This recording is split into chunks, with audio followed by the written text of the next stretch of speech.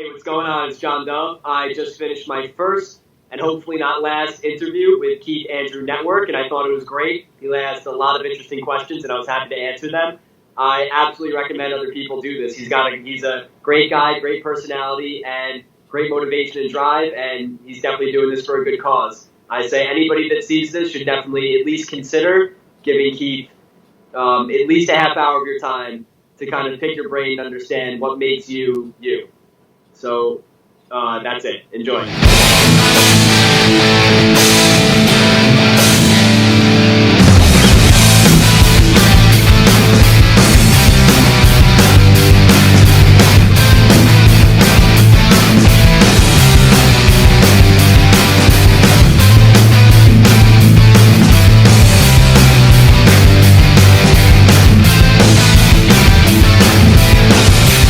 Ladies and gentlemen, you're watching the Keith Andrew Network. This is 605. Today, I'm here with John Dove, and I just want to say thank you for accepting my request. Thanks a lot, Keith. I'm happy to be on the show. No, the honor's all mine.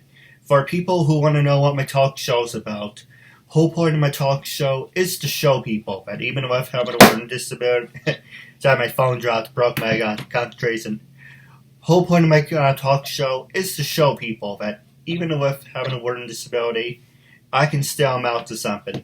And at the same time, I'm able to turn myself into an example for people out there dealing with any types of learning disabilities and disabilities that never give up and prove people wrong. Prove to them that labels do not dictate who you are and who you're going to be.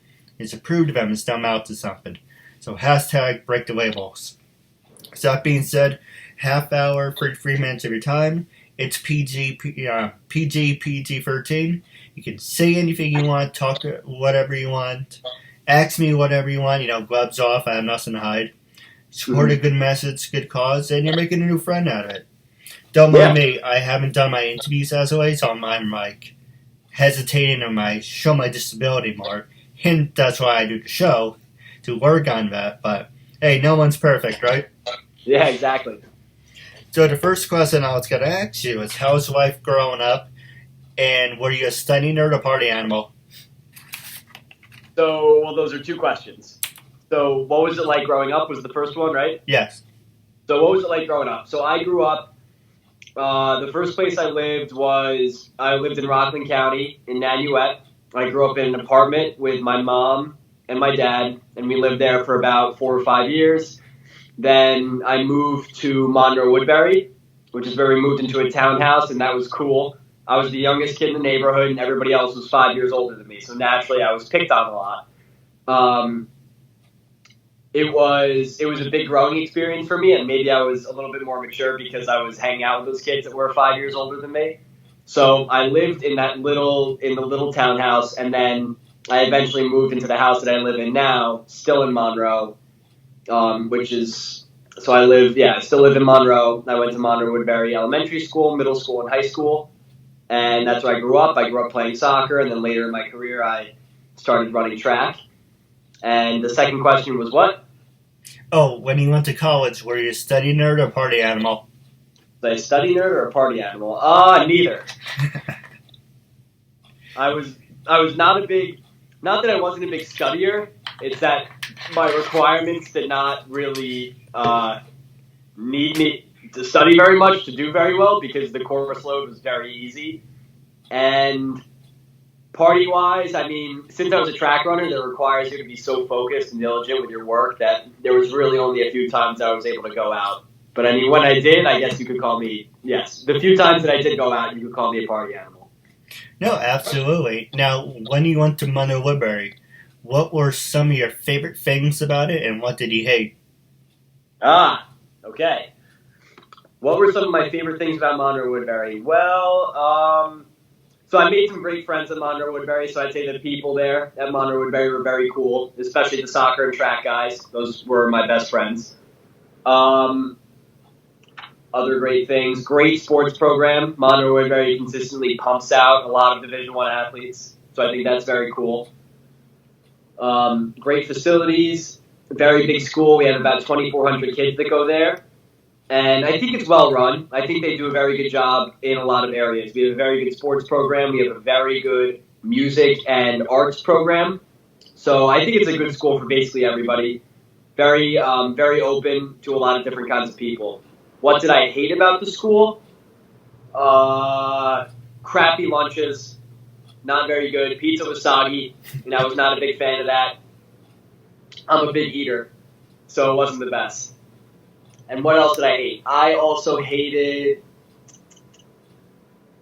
I hated. I mean, that's basically it. I didn't really hate too much else. What about the drama? Drama in terms of like social drama or like drama club. Oh, drama in general. The drama.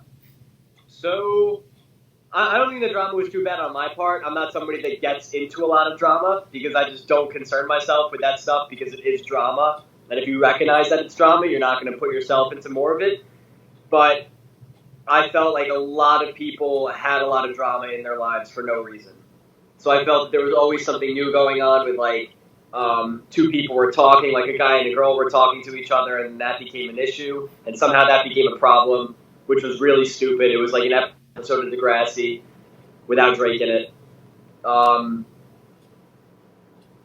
And yeah, I mean, you would always hear stories at the table, like people would gossip and stuff, because that's really the only thing to talk about. But I don't think it was anything out of the ordinary. But for me, there wasn't a lot of drama. But around me, there was a lot of stuff going on. No, absolutely. And it's funny because I also went to Monroe-Woodbury. What year were you? You went to Monroe-Woodbury High School? Yep. What year? 06. 2006? Huh. Who do I know that graduated in 2006? I graduated in 2014. Who graduated in 2006? Do you know who, like, Tom Westbecker is? Probably. I don't really know him, but the name sounds familiar.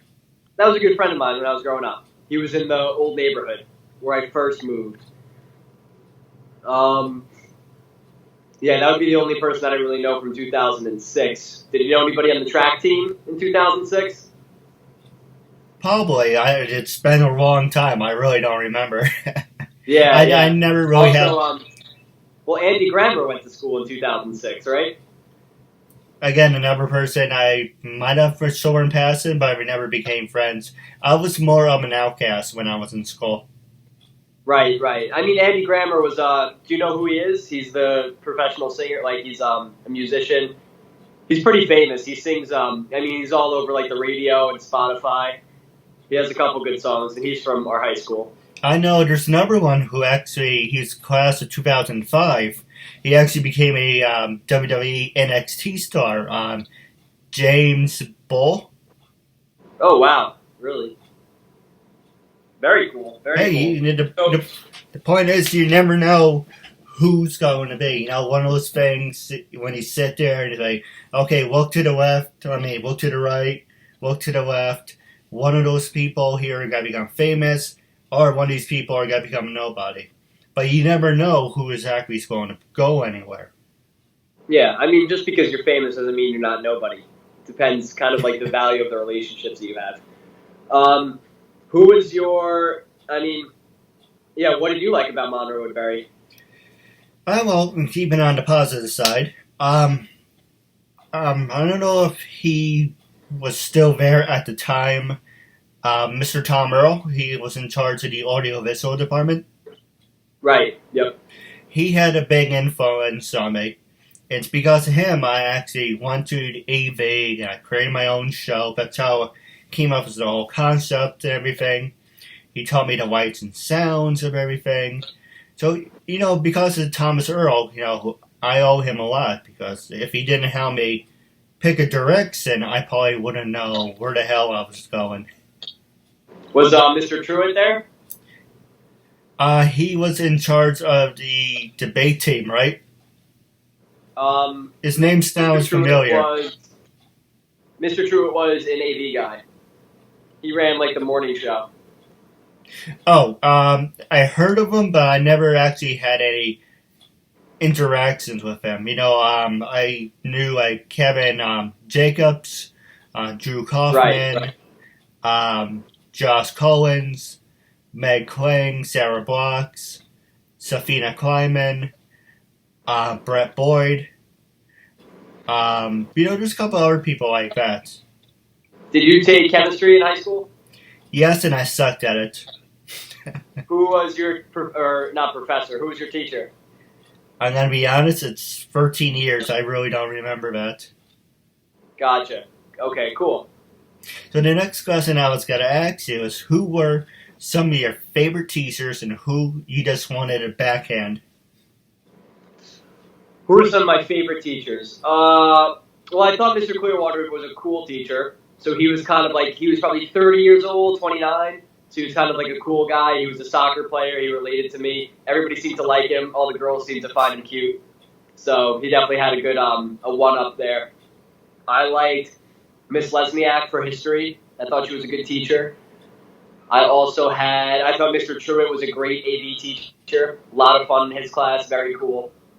And to be honest, I thought Mr. Turoff was a good teacher. He was a chemistry teacher. He recently got arrested. But Well, who did he turn off? what? You said his name was Mr. Turnoff, so who did he turn off? Exactly.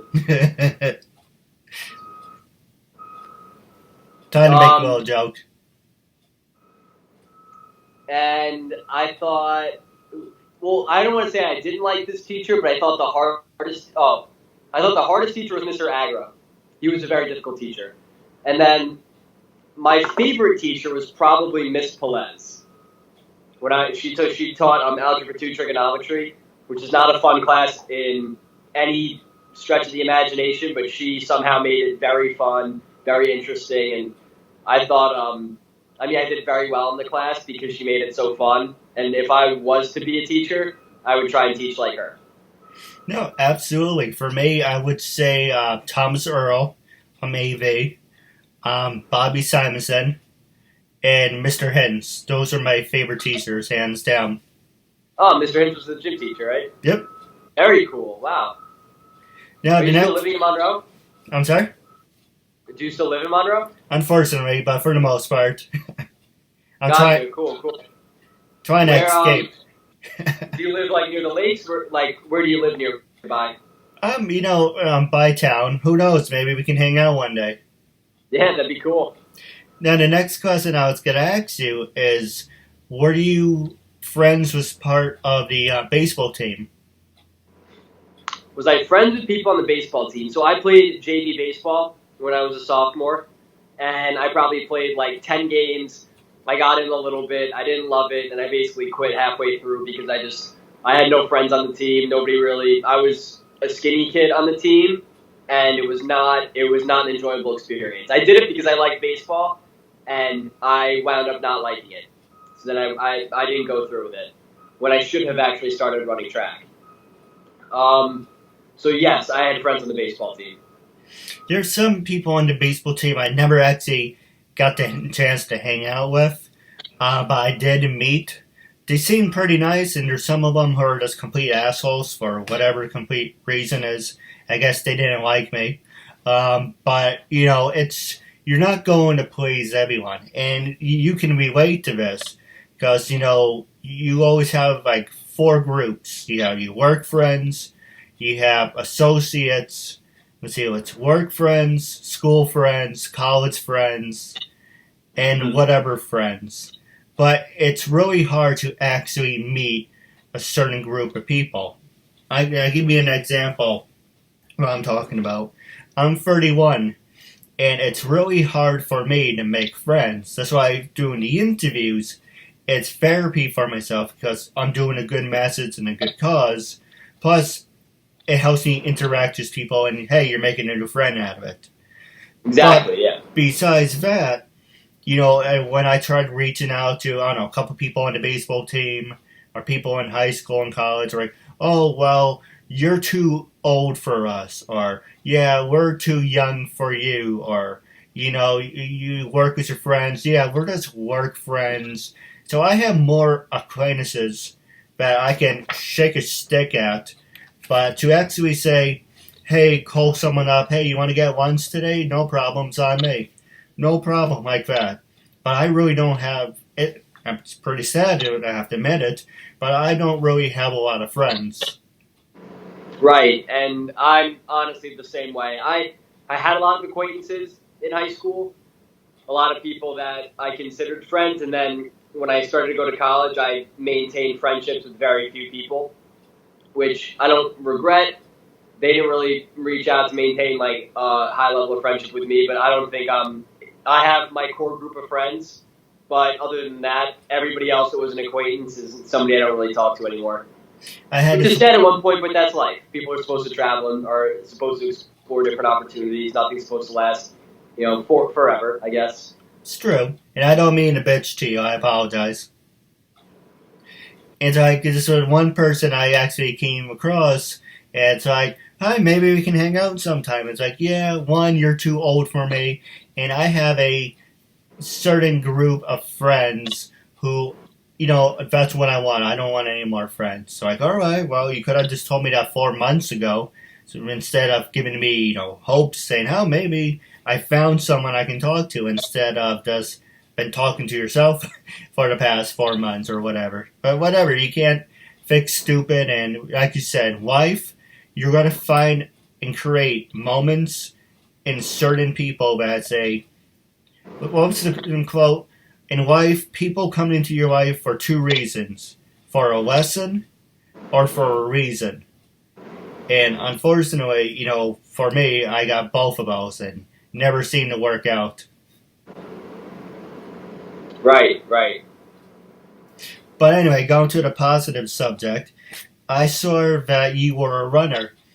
Have you ever thought about becoming a professional runner, and who influenced you? So right now, in terms of professional running, so I ran track in high school for collectively probably 6 months.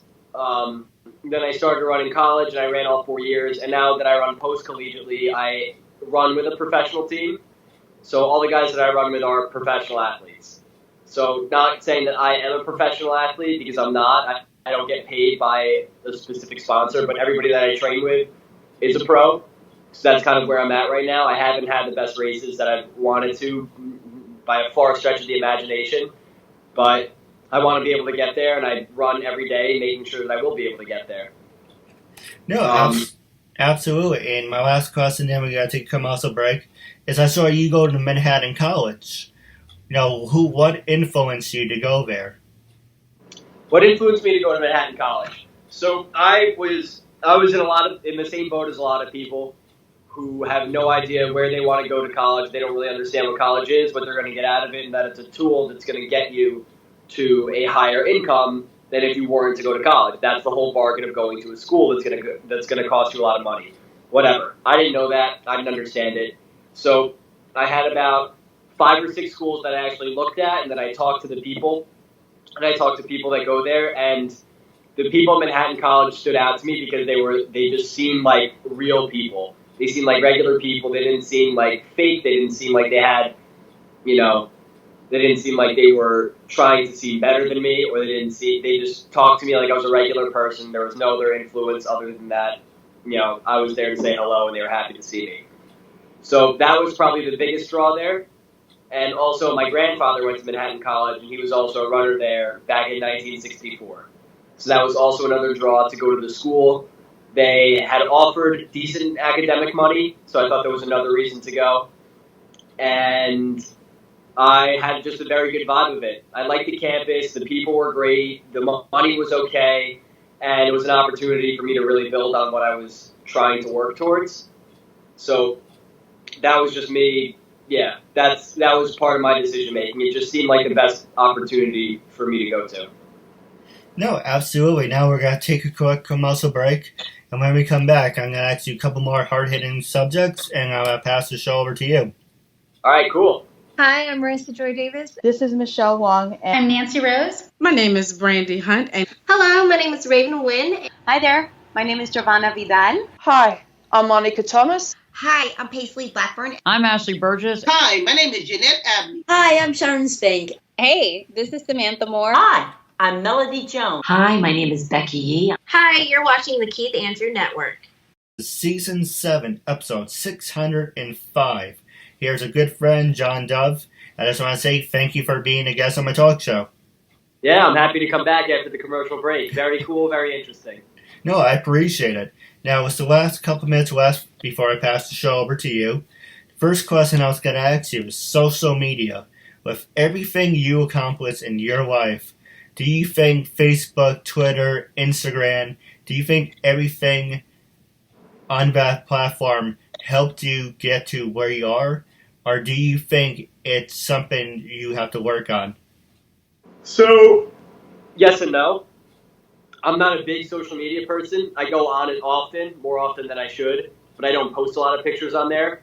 So initially I would say no, it hasn't really helped me in any specific way to get to where I want to be. But now as I move on to the next step in my career, I want to be, well, I am working in financial planning and financial advisory. So that kind of encompasses, it's a broad umbrella term of getting people out of debt and building as much wealth as they possibly can, making sure that they're never going to be in debt, making sure they're not a slave to the loans or a bank. And that's my job. I make sure that people are completely financially secure for the rest of their lives and make sure all the gears are turning in the right direction. So the nature of what I have to do is call people and reach out to people. So now that this is a part of my world, I have to reach out to people on social media to, similar to what you're doing, to be able to tell them what I'm doing and to be able to kind of have them understand that I'm there to help them.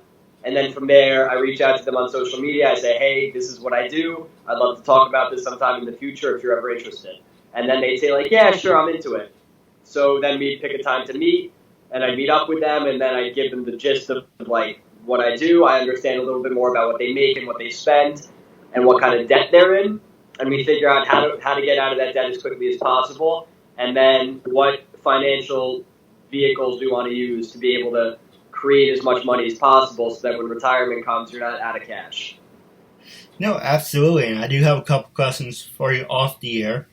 But passing the show over to you, was there anything you wanted to know, anything you wanted to promote? This is your time. You have any funny stories, any funny pranks? Any funny stories? Well, the first thing I wanted to say is the financial planning part, the advisory part of what I'm doing is good.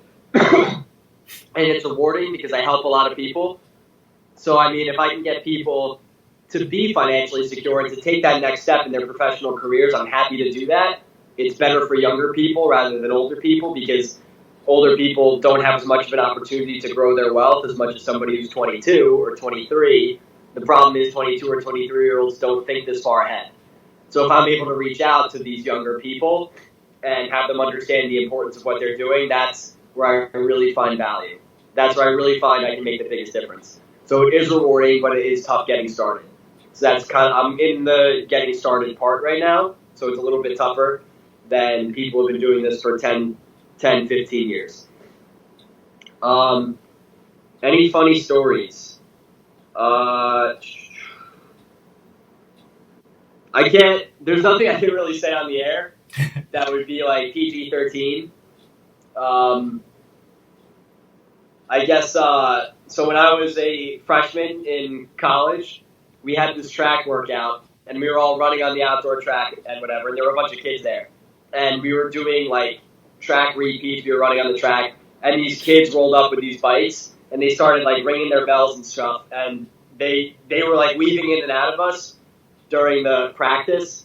And so one of our friends, Tom, ran over to these kids and took their bike and started running around the track with it in circles, and all these kids got off their bikes and started chasing him, and now you got like 4 little kids screaming after this guy Tom with the bike, and then he threw it over a fence, and then it took them like a good half hour to be able to climb the fence and like go get it and then take the bike and throw it back over. So yeah, that was pretty funny. I don't really have a lot of funny stories, but one of my favorite brother stories is when he had a frat house. This is frat brothers.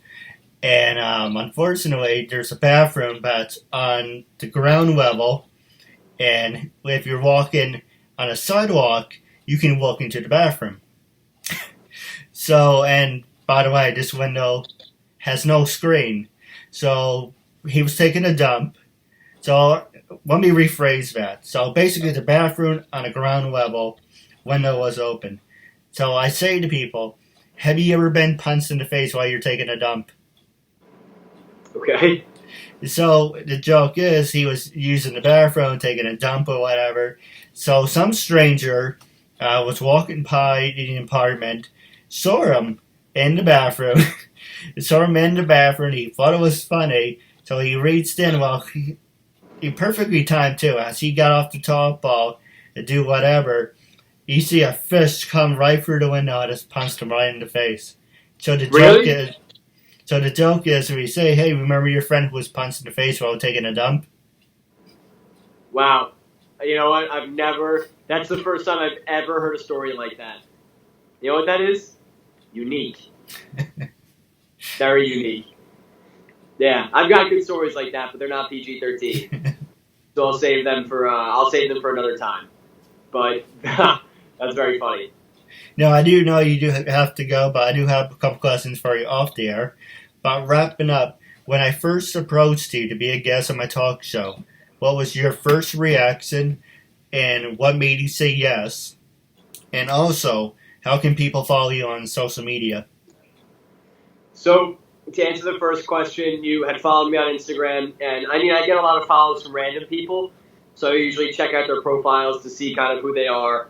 I recognize that you had like a substantial amount of followers to promote credibility, because some people have they have one person following them and they follow 1,000 people. But you had you had enough credibility for me to be like, all right, so this person is obviously real, he's not a fake robot. So I followed you and I saw what you did. You obviously have been doing this for a long time, which also conveys credibility. And then I kind of saw the idea that you were promoting, that anybody with special needs can do something and they can break the barrier and they can go to another level. So you reached out to me and I thought, all right, this is an interesting opportunity. I don't do interviews very often. And at the end of the day, this is my job to help you out, because you're obviously building your network and you're trying to talk to people. And if I can help you in that process, then of course, it only takes a half hour. It's not, I'm not traveling somewhere. I'm not traveling to California to talk to you for an hour. So I figured, it's easy to do, and I like the message that you're promoting, so why not?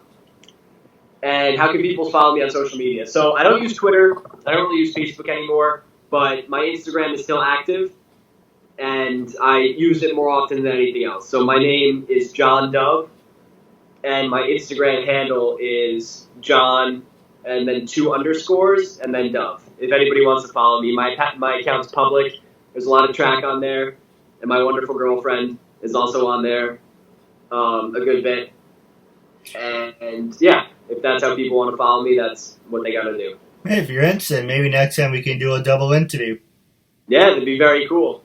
Now, I do have a couple questions for off the air about wrapping up. It was a real honor and privilege having you as a guest, and I'm looking forward to part 2 down the road. Yeah, sounds good.